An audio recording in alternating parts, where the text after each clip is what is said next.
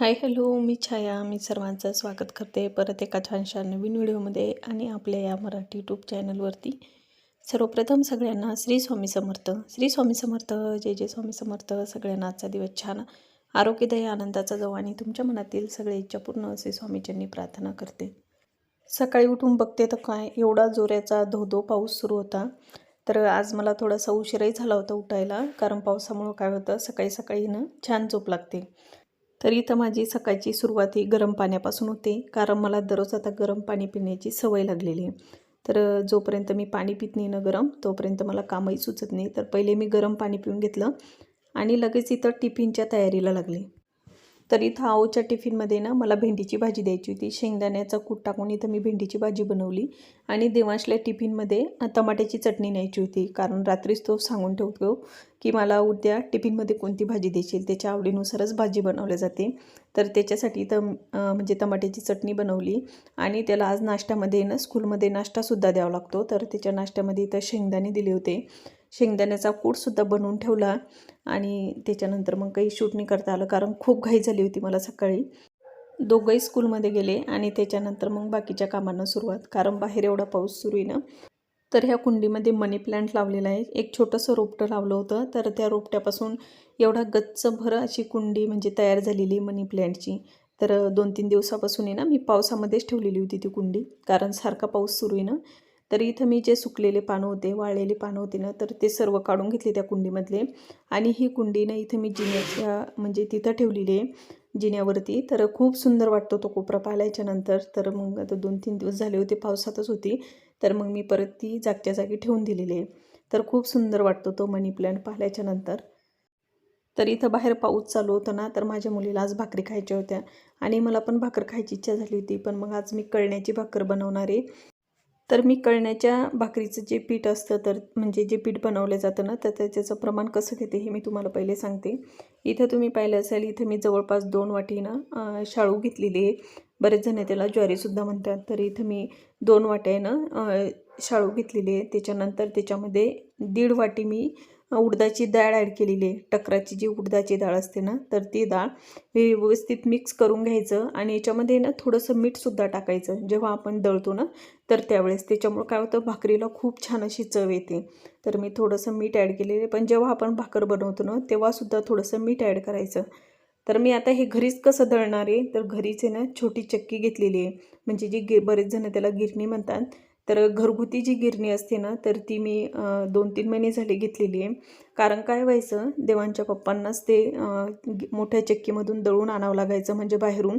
तर त्यांना नेहमी म्हणजे अशा छोट्या-छोट्या वस्तू असल्या ना, बेसन पीठ, असं भाकरीचं, कारण हे आपण 1-1.5 किलोच दळून आणतो. तर मग ते दळून आणायचं म्हटलं की त्यांना खूप जीवावर यायचं. तर मग त्यांना म्हटलं, एक चक्कीच मला तुम्ही छोटी जी गिरणी असते ना, तर ती गिरणीच घेऊन द्या. तर त्यांनी मग मला ही गिरणी घेऊन दिली. मग घरीच गिरणी असल्यामुळं काय झालं, जेव्हा पाहिजे तेव्हा थोडं दळता येतं. म्हणजे मी आता घरीच बेसन पीठही दळते, गव्हाचं पीठसुद्धा मी घरीच दळते. त्याच्यानंतर आपल्याला अशा भाकरी जर खायच्या असल्या, शाळूची भाकर, ज्वारीची भाकर, तर मग मी हे घरीच पिठं तयार करत असते. आणि खूप छान अशी ही चक्की, एवढं बारीक पीठ येतं आणि पिठामध्ये बराचसा फरक पडतो. म्हणजे आपण बाहेरून जे पीठ दळून आणतो ना, तर ते पीठ थोडंसं येतं आणि घरी जर आपण अशी चक्की घेऊन जर पीठ दळलं, तर ते पीठ आहे ना खूप सारं राहतं. मी आता बऱ्याच वेळेस अनुभव घेतलेला आहे, त्याच्यामुळं तुम्हाला सांगते. तर इथं मी गिरणीमध्ये ते दळायला टाकून दिलेलं आहे. तर ते दळणं होईपर्यंत ना, इथं मला हे थोडंसं आवरून घ्यायचं होतं. कितीही स्वच्छ केलं, कितीही आवरत बसलं, तर धूळही होतच राहते आणि धूळ जर पुसलं नाही, तर मग ते जास्तच खराब होऊन जातं. तर मग असं माझं हे थोडंफार हे आवरणं चालूच असतं. तर इथं तुम्हाला ही कुंडी दिसत असेल, तर खूप छान अशा या कुंड्या आहे. मिशोकडनं मला त्याचं प्रमोशन आलेलं होतं, तर खूप सुंदर अशा या कुंड्या आलेल्या आहे. जर तुम्हाला घरामध्ये झाडं लावायला आवडत असेल किंवा तुम्ही घरामध्ये झाडं ठेवत असाल ना, तर घरामध्ये ठेवण्यासाठी, एखाद्या कोपऱ्यामध्ये लावण्यासाठी तर खूप सुंदर अशा ह्या कुंड्या आहे. जागाही कमी लागते, पण माती त्याच्यामध्ये खूप सारी बसते. कारण थोडासा उंच भाग असल्यामुळं त्याच्यामध्ये खूप सारी अशी माती बसते आणि झाडं पण खूप छान होतात. आणि त्याला खालून असे छिद्र पाडण्यासाठी सुद्धा त्यांनी व्यवस्थित जागा दिलेली आहे.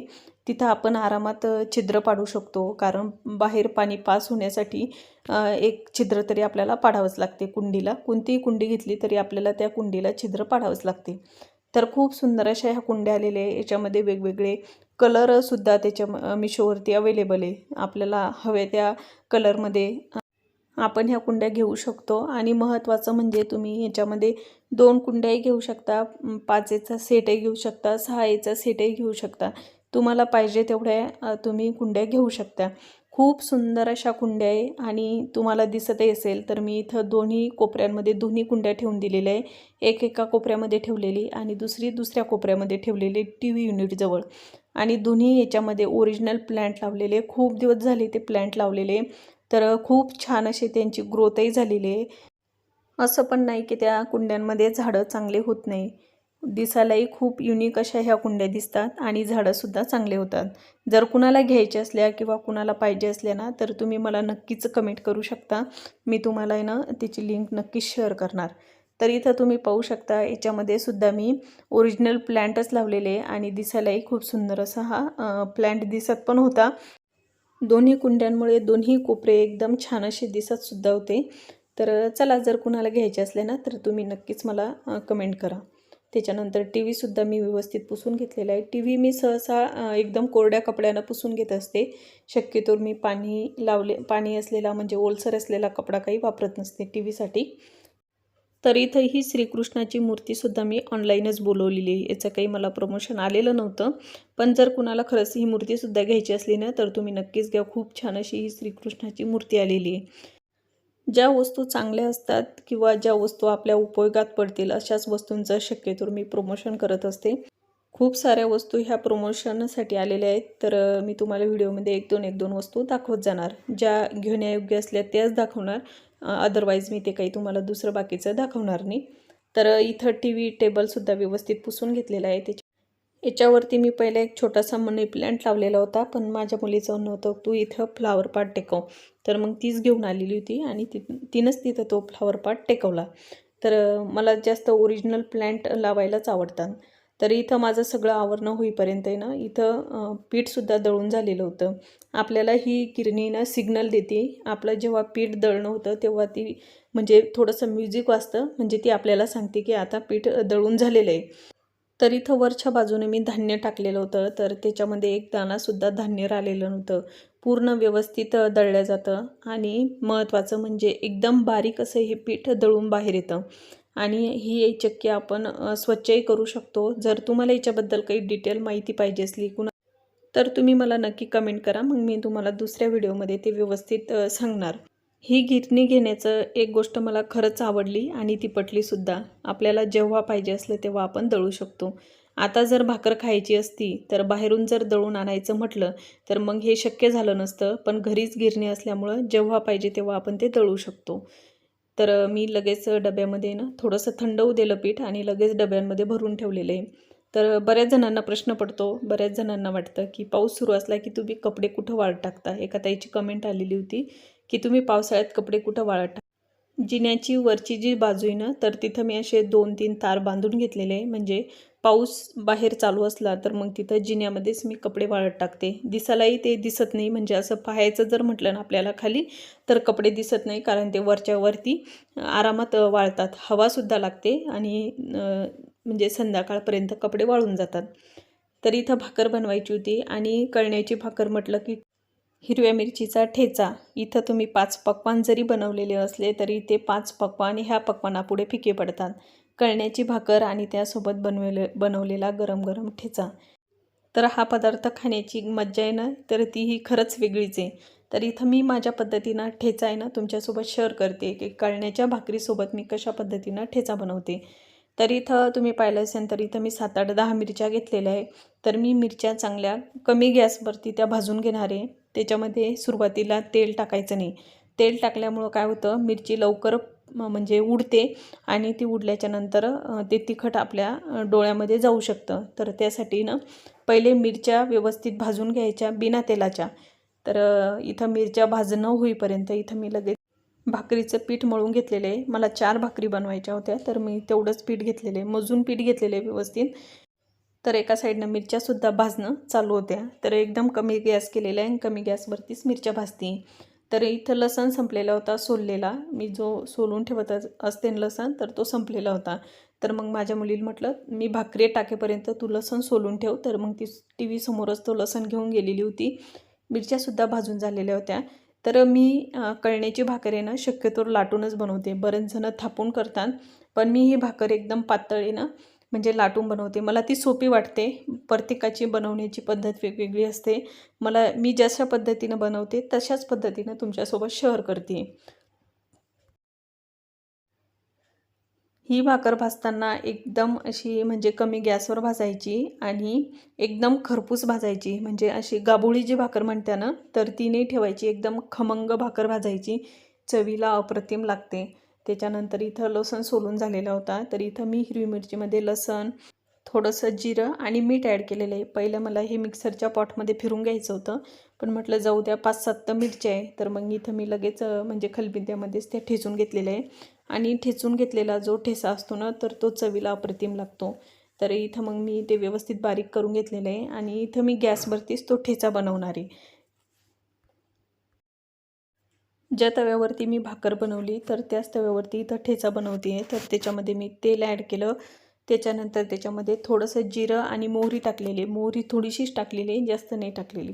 त्याच्यानंतर एक मीडियम साईजचं टमाटर त्याच्यामध्ये ॲड केलेलं आहे. तुम्हाला जर जास्त आंबट बनवायची असली किंवा आंबट चटणी हवी असली, तर तुम्ही एक टमाटर जास्तीचं पण ॲड केलं तरी चालतं.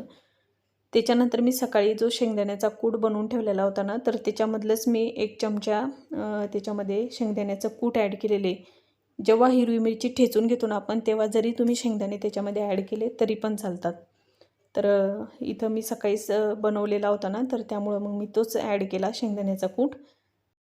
त्यानंतर ठेचून घेतलेला ठेचा ॲड केला आणि हिरवं गच्च असा सांबार ॲड केलेला आहे. सांबार थोडासा जास्तीचा ॲड केलेला आहे आणि थोडं चवीपुरतंच मीठ ॲड केलेलं आहे. जास्त काही मीठ ॲड केलं नाही, कारण मी ठेच्यामध्येच ऑलरेडी जास्त मीठ टाकलेलं होतं. तर थोडंसंच मी टमाटर गाळ होण्यासाठी थोडंसं मीठ ॲड केलेलं आहे. तर इथं तुम्ही पाहू शकता एकदम मस्त असा हा ठेचा बनवून तयार झालेला आहे. एवढा अप्रतिम लागतो चवीलासुद्धा. म्हणजे ज्यांना जास्त तिखट ठेचा खायला आवडत नाही ना, तर तुम्ही ह्या पद्धतीनं नक्की बनवून बघा. खूप छान असा ठेचा लागतो. भाकरीसोबत अप्रतिम लागतो. सकाळी जी भेंडी बनवली होती, ती भेंडी घेतली थोडीशी, एक भाकर घेतली आणि त्यासोबत ठेचा. असं जर जेवण असलं तर कोणी आरामात अर्धी भाकर जास्तीच खाणार. तर चला आता मी जेवण करते आणि जेवण झाल्याच्यानंतर परत बोलते.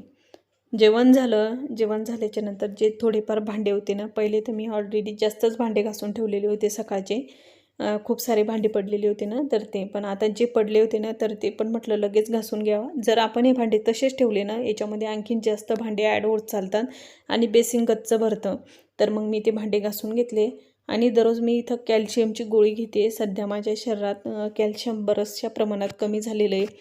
तर त्याच्यामुळं मला दररोज आता माझ्या भावानंच कॅल्शियमची गोळी सुरू केलेली आहे. तर इथं मी पूर्ण गॅसच्या ओट्यावरलं सगळं व्यवस्थित आवरून घेतलेलं आहे. तुम्हाला पाठीमागं दिसतही असेल. पूर्ण गॅसचा ओटा पुसून व्यवस्थित जिथल्या तिथं सगळ्या वस्तू ठेवून दिल्या आणि जेव्हा आपण असं क्लीन घर पाहतो, तर तेव्हा आपल्याला वेगळंच समाधान मिळतं. आज चक्की लावलेली होती, म्हणजे गिरणी लावलेली होती ना, तर इथं मी गव्हाचं दळणसुद्धा दळून घेतलेलं आहे. चक्कीचं कवर काढलेलंच होतं, तर म्हटलं आता आपण गव्हाचं सुद्धा दळण दळूनच घेऊ. तर इथं मग मी गव्हाचं दळणसुद्धा चक्कीमध्ये दळून घेतलेलं आहे. तर घरी चक्की असली तर हा खरंच एक खूप मोठा फायदा आहे.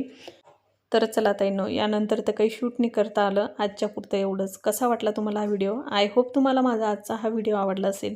व्हिडिओ आवडला असेल ना, व्हिडिओला जरूर लाईक करा. भेटू आपण अशाच एका छानशा नवीन व्हिडिओमध्ये. तोपर्यंत तुम्ही स्वतःची काळजी घ्या. श्री स्वामी समर्थ. जय जय स्वामी समर्थ आणि सगळ्यांना बाय.